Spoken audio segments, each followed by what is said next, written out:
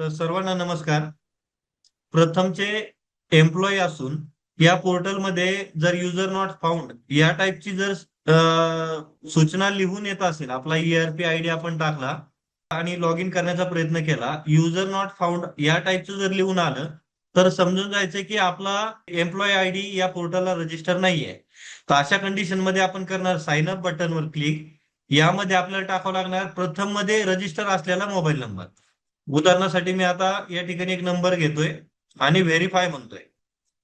यामध्ये व्हेरीफाय म्हणल्याच्या नंतर आपला जो प्रथमचा ईमेल आयडी असेल तो तुम्हाला या ठिकाणी घ्यावा लागणार. या प्रकारचा इंटरफेस घेतोय. एक ओटीपी येईल, ओटीपी टाकावा लागेल. मी हा माझा ईमेल आयडी टाकला, ज्यावेळेस मी सेंड करतोय तर आता एक ओटीपी मला येईल. मी माझा ओटीपी टाकून व्हेरीफाय केल्याच्या नंतर या प्रकारचा मला फॉर्म दिसेल.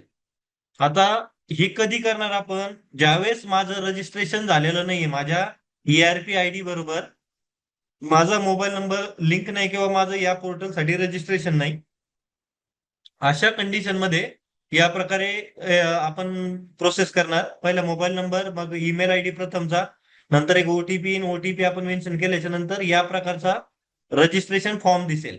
यामध्ये बघा पर्सनल टाईप, तर आपण कोणत्या स्तरावर काम करतोय तर ते या ठिकाणी आपल्याला मेन्शन करायचं आहे. तुम्ही सीमा आहात, senior community instructor, mobiliser, district division coordinator, state team मध्ये SRG स्टेट प्रोग्राम, त्याच्यानंतर कंटेंट टीम मध्ये, त्यानंतर state MMA associate, central MMA associate. तर या प्रकारचे चेकबॉक्स दिलेले आहेत. मी सध्याला स्टेट MMA असोसिएट करतोय. तुम्हाला अप्रोप्रिएट जे काही असेल ते तुम्ही या ठिकाणी निवडू शकता. यानंतर बघा स्टेट घेतलंय, माझं नाव घेतोय. यानंतर माझा एम्प्लॉय आयडी.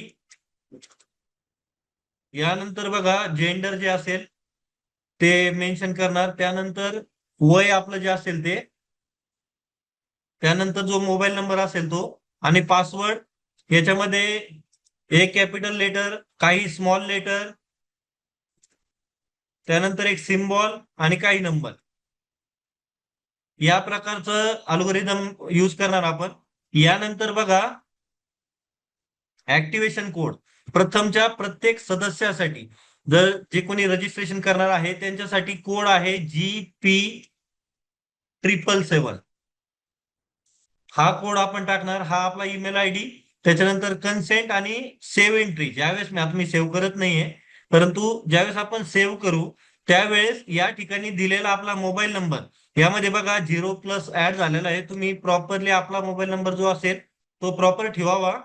आणि त्यानंतर तुम्ही सबमिट ज्यावेळेस करताय, लॉग इन आयडी मध्ये मोबाईल नंबर नाही, तुमचा ERP आयडी यूज करावा लागेल. आणि जो या ठिकाणी पासवर्ड दिलेला आहे तुम्हाला, तर तो पासवर्ड तुम्हाला या ठिकाणी यूज करावा लागेल.